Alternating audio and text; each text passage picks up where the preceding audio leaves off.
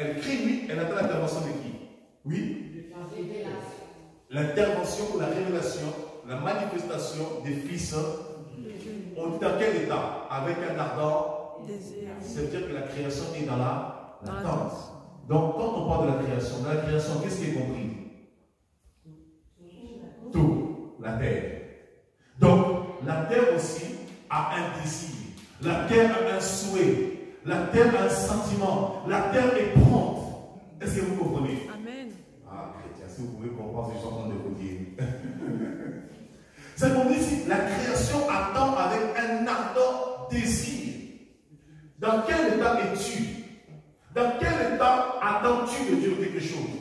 Dans quel état attends-tu quelque chose de la part de Dieu? Est-ce qu'il y a vraiment cette soif de voir l'île de la réunion toucher, changer, transformer, ou finalement tu es juste comme ça, dans un état un peu assumé? Est-ce qu'il y a vraiment ce désir profond de voir l'île de la réunion impactée par la puissance de Dieu? Est-ce qu'il y a vraiment ce désir de voir le changement dans ta famille? Est-ce qu'il y a vraiment ce désir de voir le changement dans ton quartier? Est-ce qu'il y a vraiment ce désir de voir ton mari revenir à la maison? Est-ce qu'il y a vraiment ce désir? Il y en a même quand le mari part, oh, tant mieux, bon démarrage. Un de perdu, 40 de retrouvé. Est-ce qu'il y a cet ardent désir, cette ardeur, cette soif, ce désir, cette volonté qui te pousse à crier au Seigneur, à ne pas te relâcher tant que tu n'as pas vu le changement? On nous dit ici, la création attend avec un ardent désir la manifestation des fils de Dieu. Donc la création c'est quoi? C'est le monde, c'est la nature. Je donne un exemple. Quand je me suis converti au Seigneur, généralement je prie toujours la nuit généralement. Et souvent, j'habitais dans le 91, dans l'église, plutôt, j'habitais au fond du 95, et l'église où je me réunissais, j'allais prier, se trouvait dans le 91. Donc j'avais 2h30 de trajet que je faisais à chaque fois en train. Donc 2h30 en train, 2h30 de retour. Et souvent, j'allais prier dans ma ville, j'avais un terrain vague, et j'allais prier sur ce terrain vague, souvent la nuit vers 2h du matin. Et c'est que beaucoup de gens ne savent pas comment j'ai commencé à prêcher. Beaucoup de gens m'ont découvert à l'église, mais moi je montais sur le terrain vague et je prêchais comme ça. Quand je priais, je me mettais à prêcher.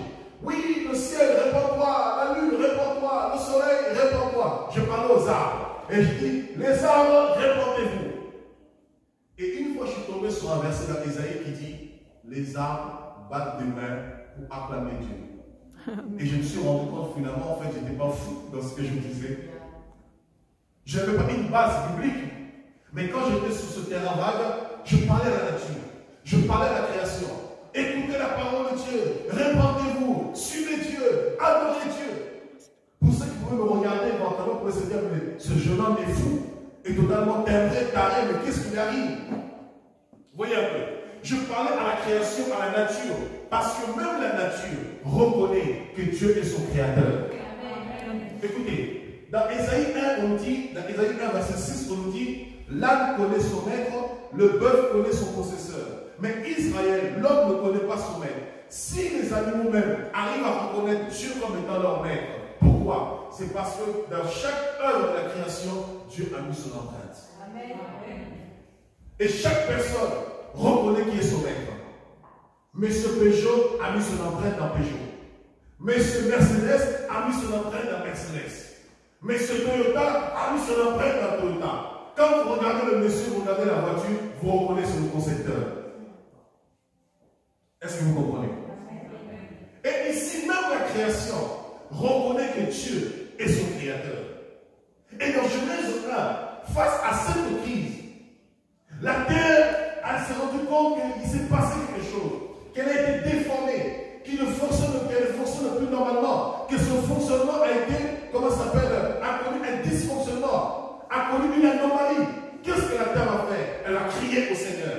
Comme cet amour désir, la manifestation de Dieu, de revivre un renouveau, de revivre une nouvelle vie, de retrouver son état initial. Et pendant que Dieu, l'Esprit de Dieu, se mouvait au-dessus des eaux, Dieu a entendu la voix de la terre et dit maintenant que la lumière soit et la lumière fut. Mais qu'est-ce que Dieu fait? Il ne chasse pas les ténèbres, il crée une séparation entre les ténèbres et la lumière. Pourquoi il a mis la lumière? C'est pour que les ténèbres ne continuent pas à détruire la terre.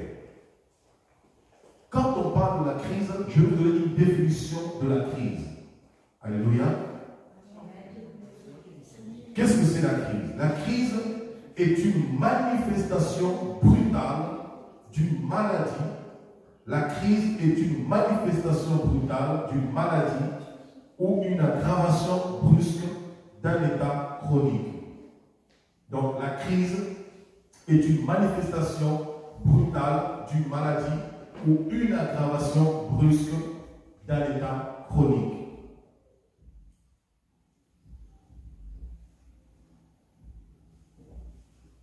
Dans certains cas, la crise peut être bénéfique et entraîner un changement important. Dans certains cas, la crise peut être bénéfique et apporter et entraîner un changement important. Merci beaucoup. Dans certains cas, la crise peut être bénéfique et entraîner un changement important. Alléluia. Est-ce que vous comprenez? Regardez. La crise est une manifestation brutale d'une maladie ou une aggravation brusque d'un état chronique. Donc, si on parle de la crise ici, la crise peut se manifester dans plusieurs domaines. Et littéralement, par rapport à la définition de la crise, c'est quelque chose qui arrive subitement de façon brusque. Pourquoi je vous ai pris Genèse chapitre 1? Parce qu'effectivement, lorsque la terre a connu ce chaos, ça arrive de façon brusque. Et souvent, lorsqu'une crise arrive, on ne s'y attend pas. Même nous, en tant qu'enfants de Dieu, que nous le voulions ou pas, nous sommes obligés aussi de passer par des crises. Et dans la Bible, nous avons 3 types de crises. Nous avons la crise que Dieu permet, premièrement. On va voir tout ça dans la Bible. Nous avons la crise que Dieu permet.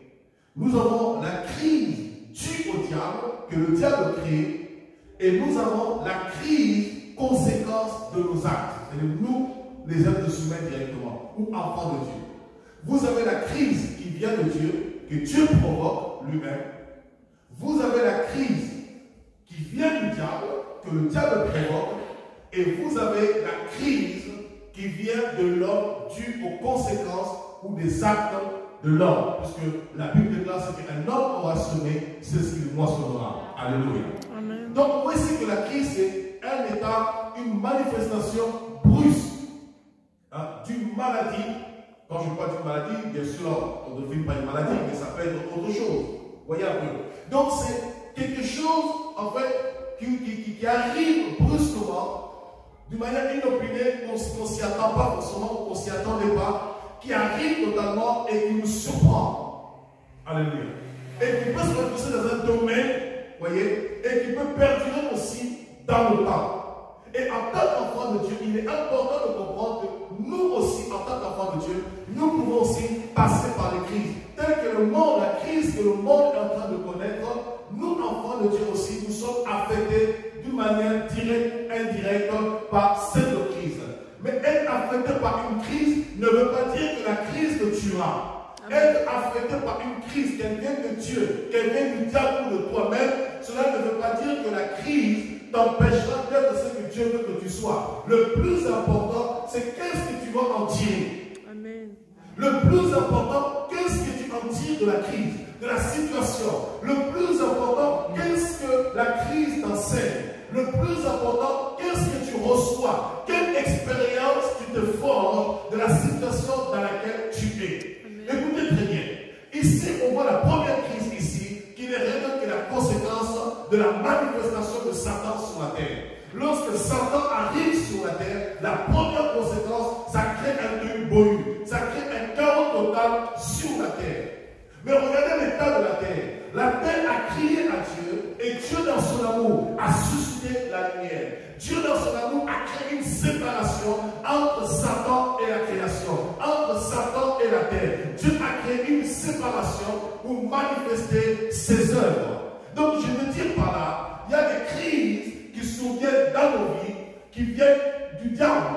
qui viennent de l'ennemi, mais même quand il est maître des temps, des circonstances et des événements. Et rien ne peut s'accomplir, rien ne peut arriver, rien ne peut se manifester sans que Dieu l'ait permis. Et si Dieu le permet, c'est parce qu'il sait qu'il y a aussi une solution. Mais le plus important, ce n'est pas la crise. Qu'est-ce que tu en tires? Alléluia. Est-ce qu'on se comprend? Regardez un autre exemple. Nous sommes dans Job chapitre 1. Je ne veux pas lire tout ça. Job chapitre 1. On nous parle de la maladie, l'ulcère malin qu'avait Job. On nous dit que cet ulcère malin venait de qui? Venait de Satan. Prenons Job 1. Dieu parle même à Satan directement. Oh, je dis à quelqu'un, Dieu parle à ta crise. Dieu parle à l'auteur de ta crise. Dieu connaît ta crise et il connaît l'auteur de ta crise. Voilà pourquoi Dieu n'est jamais inquiet, parce qu'avant que les choses arrivent, il le savait déjà, il le voyait déjà. Mais il est assis sur son trône et il regarde. Et il est au contrôle. Parce qu'il sait qu'il a fixé une limite à toutes les crises de ta vie. Dans Job chapitre 1, verset 12, l'Éternel dit à Satan, voici tout ce qui lui appartient, je te le livre.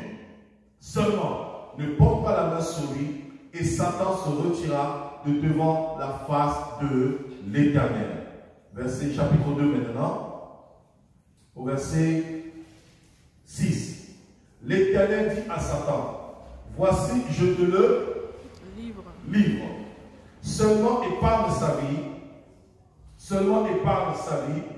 et Satan se retira de devant la face de l'Éternel, puis il frappa Job d'un ulcère malin. Nous sommes dans Job chapitre 2, verset 6 à 7. Puis il frappa Job d'un ulcère malin, depuis la plante du pied jusqu'au sommet de la tête. Au verset 8, et Job prit un tesson pour se gratter et s'assit sur la cendre. Alléluia. Alors, regardez bien ici. Job va connaître une crise. Cette crise va être la maladie, cet ulcère malin que Satan va lui envoyer. Alléluia. Vous savez que la crise, c'est la manifestation brutale d'une maladie ou l'aggravation d'un état. Hein? Donc, et Job qui était bien, il se sentait bien, il était en bonne santé, il se portait bien, et d'un seul coup, subitement, une maladie arrive dans sa vie. On le voit, Job 1, verset 12, et Job chapitre 2, verset 6 à 8. Tout à coup, d'un seul coup, de façon brutale, une maladie arrive dans sa vie. Et cette maladie va s'aggraver même dans le temps. Cette maladie va demeurer, va s'aggraver dans le temps. Mais regardez l'attitude de Job face à cette crise.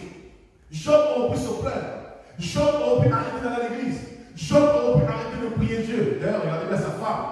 Sa femme lui a dit, oh Job, ce n'est pas normal que tu souffres autant. Maudit Dieu et meurs.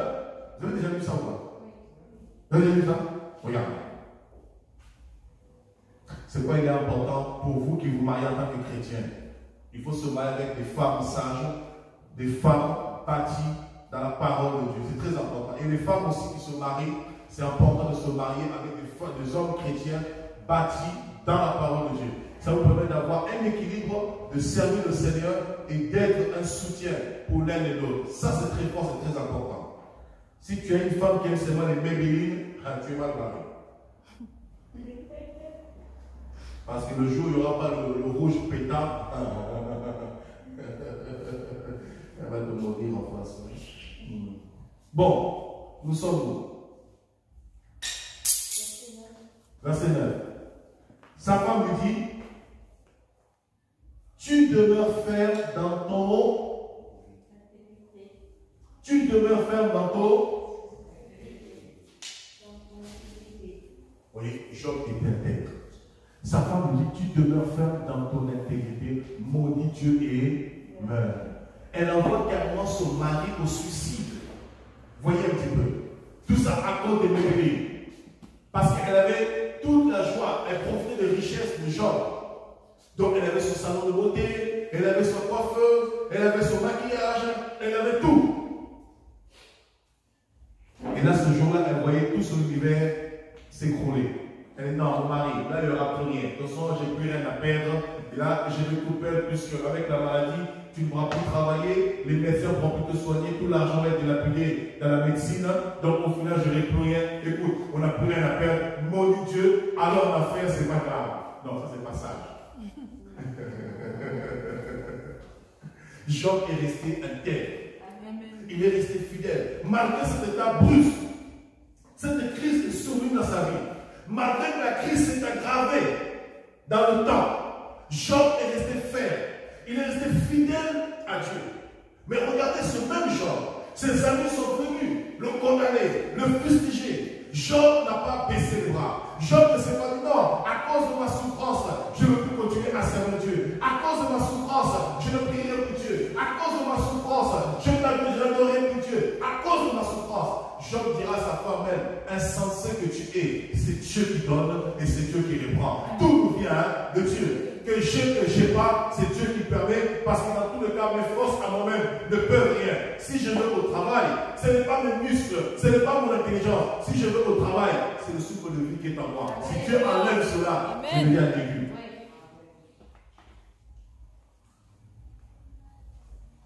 Ah non, j'ai un bon travail.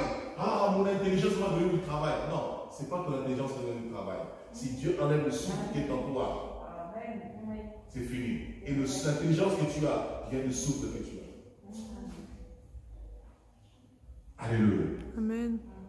Donc là, nous avons une crise ici qui est survenue, mais malgré que la crise soit survenue ici, Job est resté intègre. Job est resté fidèle. Job est resté attaché à Dieu.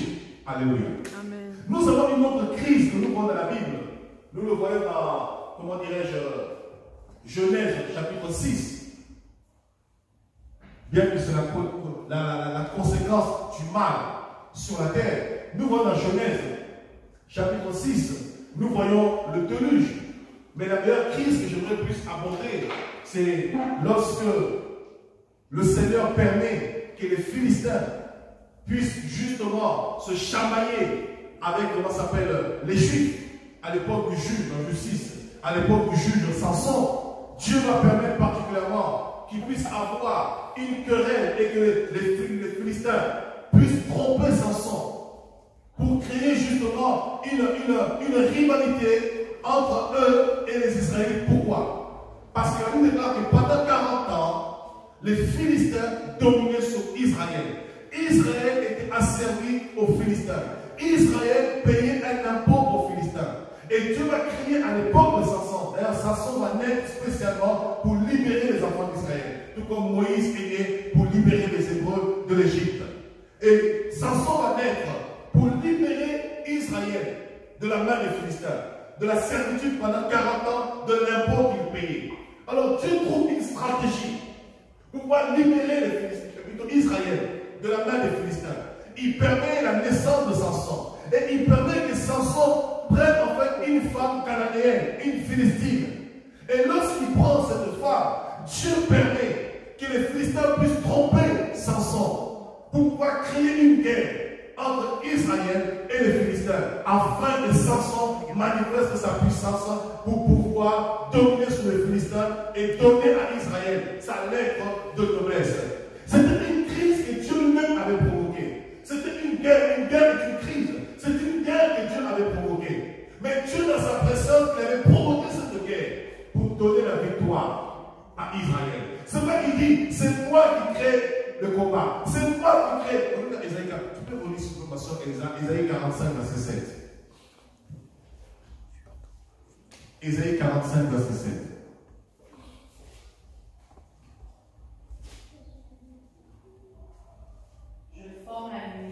Je forme la lumière. Et je crée les ténèbres. Je donne la prospérité. Je donne la prospérité. Et je crée l'adversité. Et je crée l'adversité. Moi, l'Éternel, je fais toutes ces choses. Moi, l'Éternel, je fais toutes ces choses. Donc, c'est lui qui crée l'adversité. C'est lui qui crée aussi le combat. Qui le fait? C'est Dieu. C'est-à-dire, Dieu te voit dans nos vies. Il peut permettre l'adversité par rapport à tes ennemis. Il peut créer une adversité entre toi et tes parents. Il peut créer une adversité entre toi et tes voisins. Il peut créer une adversité entre toi et tes amis. Mais une chose est sûre, Dieu est au contrôle. Et s'il le fait, il sait pourquoi. C'est parce qu'il veut se servir de toi comme un instrument. C'est parce qu'il veut se servir de la situation pour glorifier son nom. Et aussi, deuxièmement, pour te lever, pour te positionner. Amen. Toi, tu ne comprends pas. Amen. Mais Dieu, c'est ce qu'il est en train de faire. Amen. Et nous, malheureusement, souvent, nous passons plus notre temps à nous plaindre. Nous passons plus notre temps à gémir, à nous lamenter, au lieu plutôt de commencer à louer le Seigneur, au lieu plutôt de commencer à bénir le Seigneur. Écoutez, Jésus dans Matthieu chapitre 10, je suis venu non pour apporter la paix, mais je suis venu pour apporter l'épée. Et qu'est-ce qu'a fait cette épée-là? Dans une maison, qu'est-ce qu'il dit par la suite? Dans une maison, c'est pas de moi les gens tuent. La mère et la fille. Oh. La mère et la fille seront en désaccord, seront divisées. Alors je vous pose la question. Vous pensez vraiment que Jésus est là pour diviser?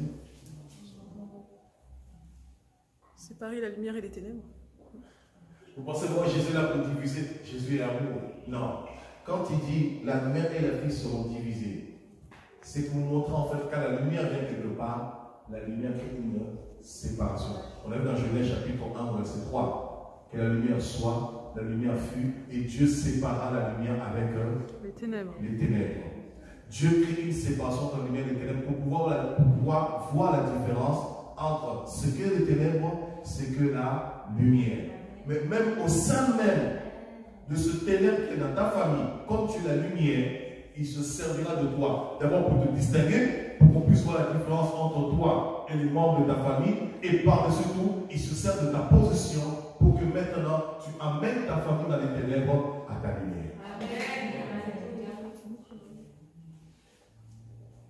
Oh non, Seigneur, je ne comprends plus. Ma mère ne me comprend pas. Ma mère ne me comprend pas. Ma mère se dresse contre moi. Mais c'est normal.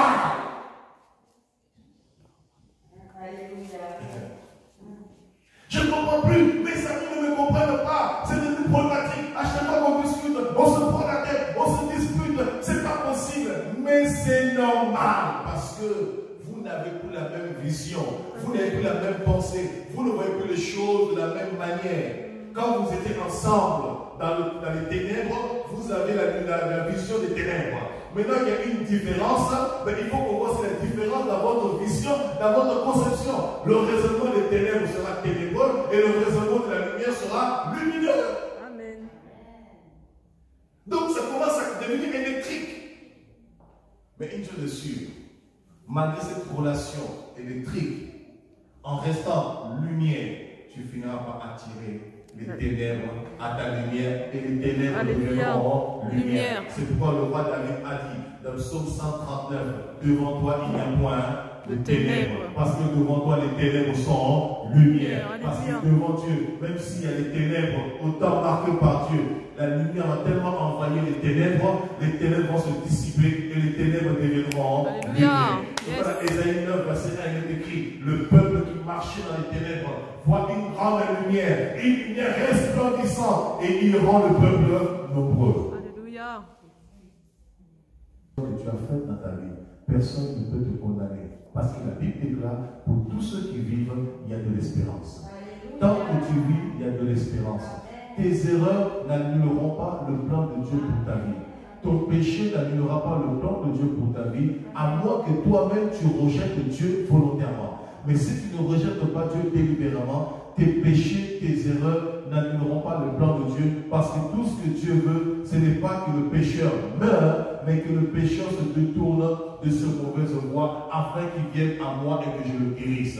Tout ce que Dieu veut, c'est que tu changes d'orientation, que tu changes de vision, tu changes en fait de direction. Tout ce que Dieu veut, c'est que tu abandonnes le mal, ton péché, pour venir à lui. Et lorsque tu reconnais même dans ta faiblesse que tu es faible et que seul Dieu peut te relever, seul Dieu peut te restaurer, seul Dieu peut te changer, seul Dieu peut te transformer, c'est alors malgré la crise dans laquelle tu es, le Seigneur agira dans ta vie. Le Seigneur se lèvera pour changer ta situation. Le Seigneur se lèvera pour changer ton identité. Amen. Le Seigneur se lèvera pour changer ton habit, Amen. Ton manteau de péché, ton manteau de tristesse, ton manteau de peur, ton manteau de doute, ton manteau de crainte, pour te donner un manteau de joie. Alléluia. Un manteau de festivité. Le Seigneur changera ton identité. Pourquoi? Parce que tu as crié pas. Lorsque le malheureux crie, l'Éternel entend parce que ses oreilles ne sont pas trop dures pour entendre. Il est toujours près de tous ceux qui le cherchent. Amen. Véritablement.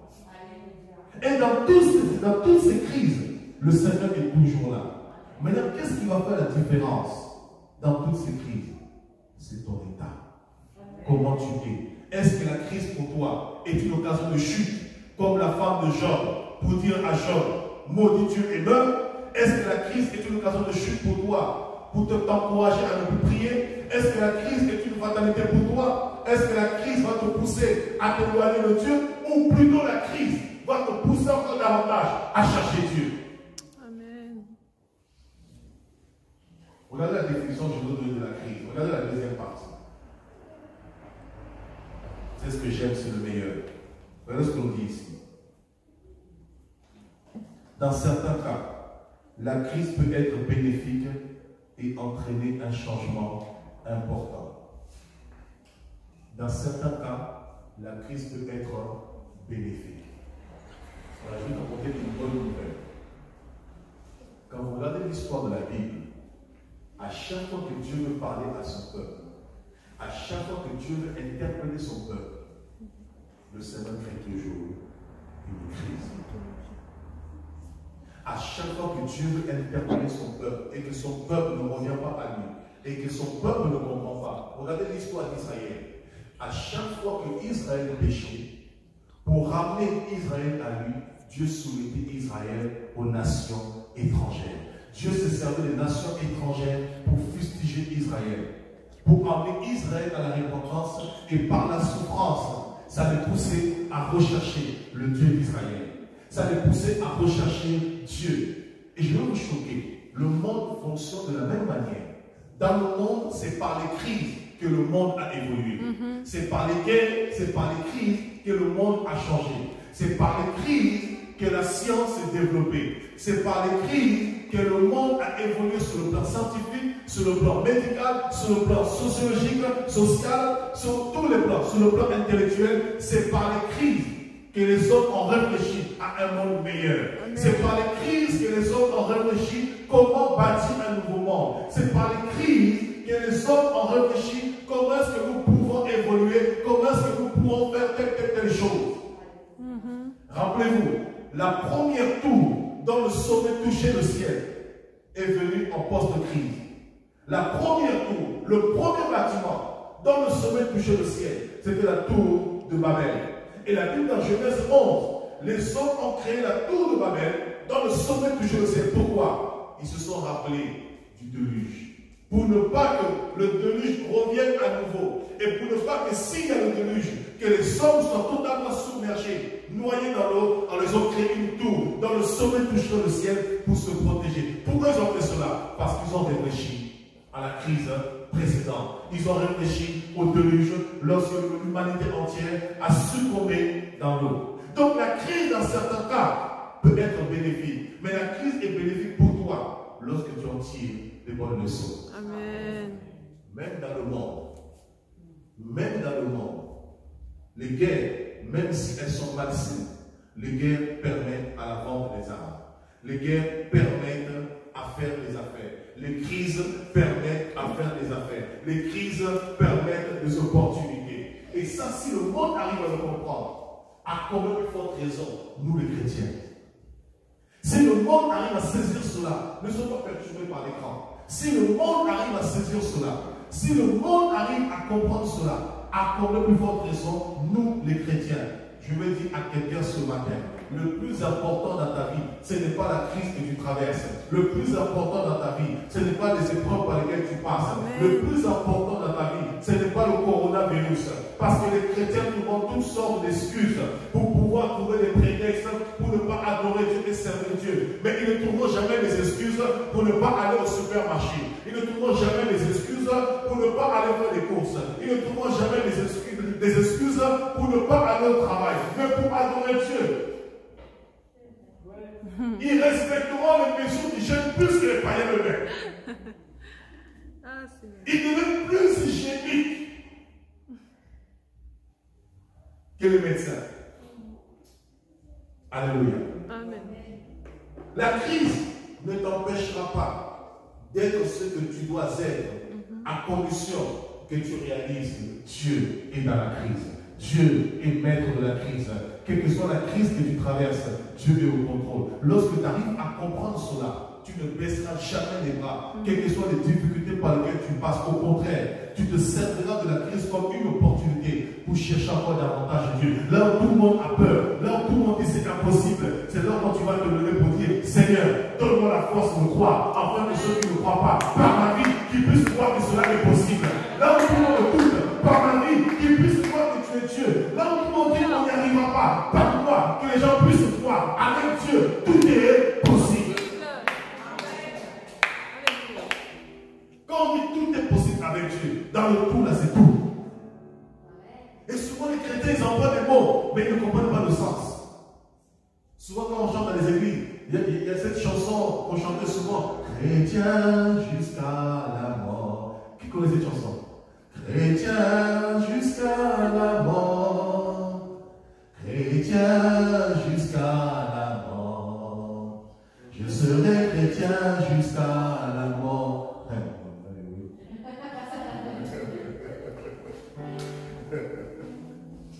Parce que lorsque vient un trouble, lorsque vient une circonstance, lorsque vient une épreuve, c'est là où tu vois si tu dois être chrétien jusqu'à la mort ou pas.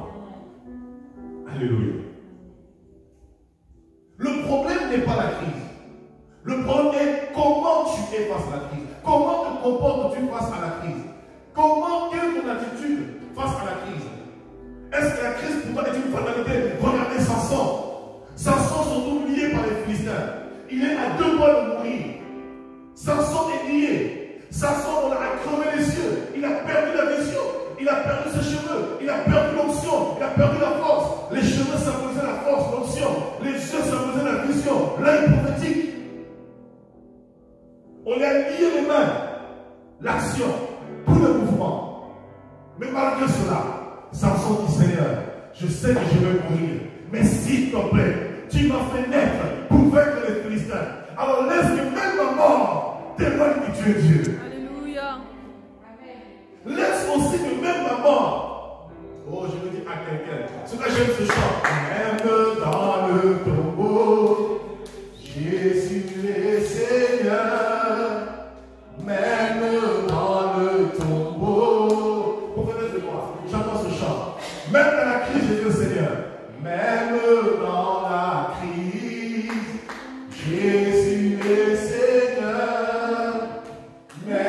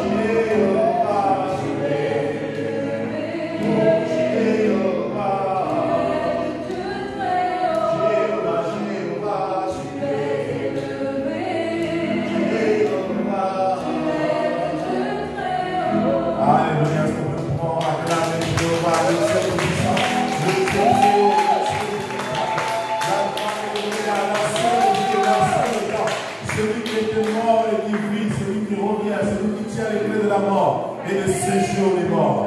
Oh, sois magnifié, Seigneur. Même dans le tombeau, nous te célébrons, Seigneur. Même notre mort glorifiera ton nom, ô Dieu de gloire. Parce que tu es Dieu, parce que tu es vivant. Au nom de Jésus-Christ. Au nom de Jésus-Christ. Restons debout un instant, je vais juste finir par là. Samson, malgré qu'il savait qu'il était tout droit, en train de mourir, il allait tout droit à la mort, il était lié. Et devant tous ces Philistins qui étaient là, la Bible déclare que tous les princes des Philistins ce jour-là étaient là. Alors que pendant son vivant, jamais tous les princes des Philistins s'étaient réunis. Ils se battaient chaque fois pour tuer une partie. Mais le jour de sa mort, tous les princes, les 5 princes des Philistins étaient là. Et tous les Philistins étaient réunis dans cette arène pour se moquer de Samson. Mais Samson a dit, Seigneur, je sais que je traverse une crise. Je vis un moment difficile. Mais dans cette crise, tu peux te glorifier.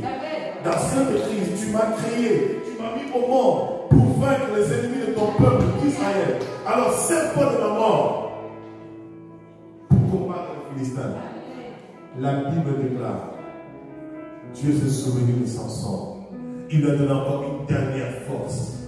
Et pendant qu'on l'a attaché bizarrement à ce pylône, cette colonne centrale qui soutenait en fait le bâtiment où il était, les ennemis se réjouissaient. Comme Jésus à la croix, le diable se réjouissait pendant 3 heures. Il y avait des ténèbres sur la surface de la terre. Le diable se dit, c'est fini, je l'ai mis cet homme.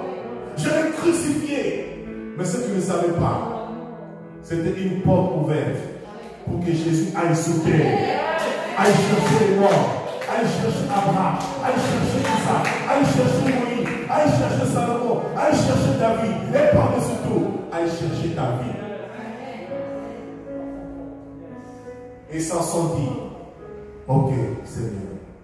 Et pendant que les ennemis se réjouissaient, la Bible déclare, Samson a déployé ses forces.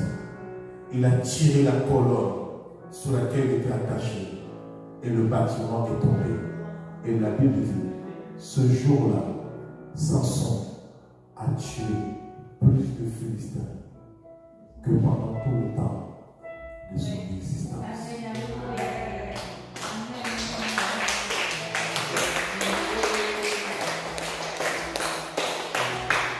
Je veux que tu comprennes, la crise n'est pas une fatalité. Mais par la crise, Dieu permet cela pour que tu puisses réveiller et révéler le héros qui est endormi en toi. Par la crise, Dieu veut faire jaillir la force cachée en toi. Par la crise, Dieu veut faire sortir le meilleur qui est en toi. La crise n'est pas une fatalité. Regardez comment Dieu a créé le corps humain. L'homme, de façon naturelle, quand il voit un danger, quelque chose qui le dépasse, il a tendance à baisser les bras et à faire marche arrière. Mais quand il est face à l'instinct de survie, il ne regarde plus le danger. Ses forces se multiplient. C'est vrai ou c'est faux? Quand il est face à l'instinct de survie, de façon générale, quand tu vois un grand mur devant soi, il dit non, je ne vais pas tenter d'escalader ce mur. Je vais pas prendre le risque. Et il baisse les bras. Mais s'il est face à l'instinct de survie, et tu vois derrière lui, il y a des pitbulls qui veulent le manger, même si le mur fait 4 mètres, l'instinct de survie se déclenche et ses forces se multiplient. Il ne regarde plus le danger. Mais qu'est-ce qu'il fait? Il va braver le danger. Tu es capable de faire des exploits. Et Dieu sait que tu es capable parce que la Bible dit, avec Dieu, nous ferons des exploits. Et les exploits ne se font seulement face à des situations de crise, face à des situations qui dépassent notre intelligence, face à des situations qui dépassent notre entendement. C'est alors qu'on peut accomplir les exploits. Là où tout le monde pense qu'il n'y a plus de solution. Là où les gens pensent que pour la réunion c'est fini. Moi je vais déclarer en tant qu'homme de Dieu, en tant qu'apôtre, c'est le commencement pour la réunion. C'est le commencement d'un nouveau vent de l'esprit. C'est le commencement d'une nouvelle saison. C'est le commencement d'un nouveau réveil. C'est le commencement de la manifestation de la puissance de Dieu. C'est le commencement où l'Église va influencer la réunion. Là où les gens disent quelque chose, on ne peut pas sortir de là.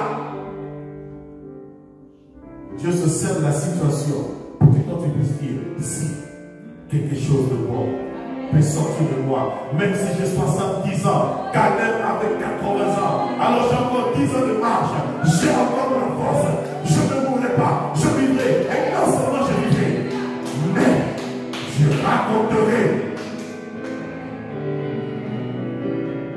Oh Rakabashaka.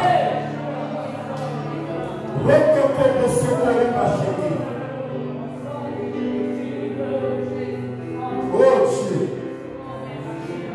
Seigneur, nous voulons te dire merci pour la crise que le monde est en train de traverser. Pour nous, ce n'est pas une fatalité, mais pour nous, c'est une opportunité, Seigneur, de te servir encore davantage. De comprendre que les temps sont proches. De comprendre, Seigneur, oh Dieu, que nous devons encore être vigilants, Seigneur. Que nous devons encore nous lever davantage dans la prière. Chercher encore ta face pour éclairer ce monde, pour apporter une solution au monde, pour apporter une solution à l'île de la Réunion, Seigneur. Pour influencer ce type, Seigneur. Pour influencer nos familles, nos voisins, nos quartiers, nos villes, au nom de Jésus. Oh, je bénis ton peuple ce matin, Seigneur. Je bénis ton peuple ce matin. Dans le nom de Jésus. Je vais déclarer ce matin, quelle que soit la crise que chacun d'eux peut traverser, que ce soit la crise de la maladie, Seigneur, au Dieu de gloire, je viens sécher la maladie maintenant, dans le nom de Jésus de Nazareth, pour libérer la guérison. Quelle que soit la crise que chacun d'eux peut traverser, Seigneur, j'anéantis le poids de la crise, Seigneur, parce que toi, tu es au-dessus de la crise, Seigneur, ô Dieu de gloire. Je déclare ta puissance, je déclare ton autorité, je déclare ton règne, Seigneur, ô Dieu de gloire, dans le nom puissant de Jésus de Nazareth. Oh Seigneur, que ton onction se déploie dans ce lieu maintenant, dans le nom puissant de Jésus de Nazareth. Que ton onction se déploie dans ce lieu, Seigneur, pour fortifier, pour renouveler, pour régénérer, dans le nom de Jésus-Christ. Que ton onction se déploie dans ce lieu maintenant, Seigneur, ô Dieu, pour saisir ton peuple, Seigneur, ô Dieu de gloire, pour transporter ton peuple, Seigneur, dans le milieu de Dieu, dans le nom de Jésus de Nazareth. Oui, que ton onction se libère dans ce lieu, dans le nom de Jésus, dans le nom de Jésus de Nazareth, pour fortifier chaque humain, pour fortifier chaque personne, dans le puissant de Jésus de Nazareth. Oh Père, libère ta grâce, libère ta faveur, libère ta puissance. Que ta puissance se libère à cet instant, Adonai. Dans le nom de Jésus-Christ. Dans le nom de Jésus. Je bénis ce peuple qui est fort. Je bénis ce peuple qui est fort. Je bénis ce peuple qui est vigoureux. Je bénis ce peuple qui se tient devant toi, Seigneur. Que ta grâce vienne surabonder, Adonai. Dans le nom puissant de Jésus de Nazareth.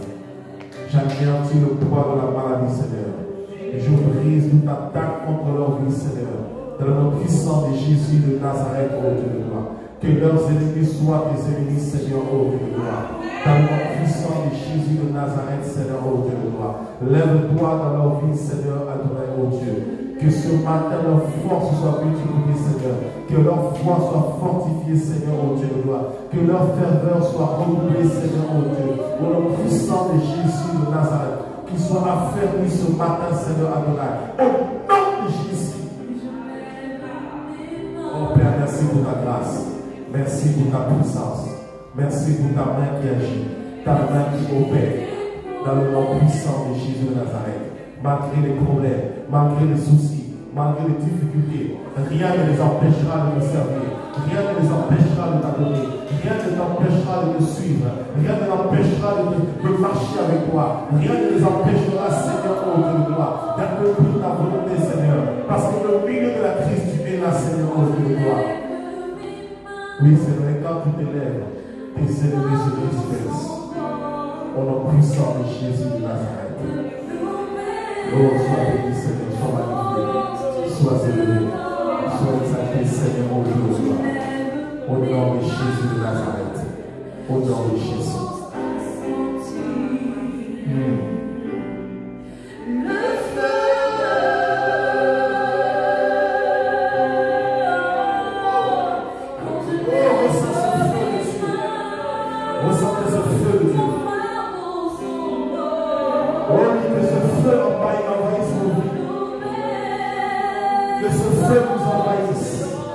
de la tête jusqu'à la plante des pieds, pour que vous soyez fermes dans l'esprit, au nom puissant de Jésus.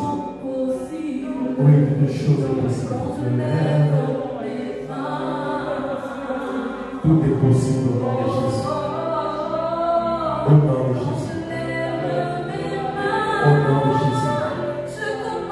Oui, Seigneur, agis. Agis, Seigneur.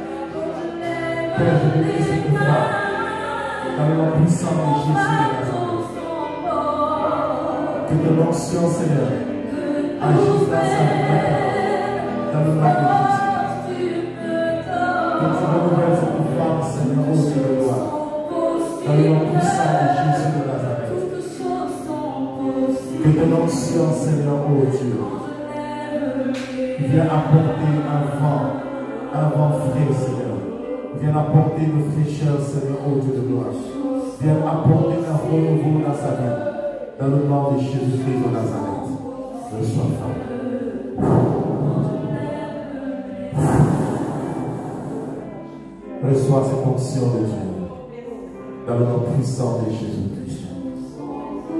Au nom de Jésus. Père, je bénis cette femme. Je bénis sa vie. Dans le nom puissant de Jésus-Christ de Nazareth. Au nom de Jésus. Au nom de Jésus. Toutes choses sont possibles quand je lève les mains. Alléluia. Déclare avec moi, tout est possible pour ma vie. Déclare avec moi, ce matin, tout est possible pour ma vie et dans ma vie. Ce matin, malgré la crise, le Seigneur est ma solution. Le Seigneur est ma lumière. Et malgré la crise, je suis plus que vainqueur. Parce que je marche dans la victoire. Au nom de Jésus. Au Au nom de Jésus. Au nom de Jésus.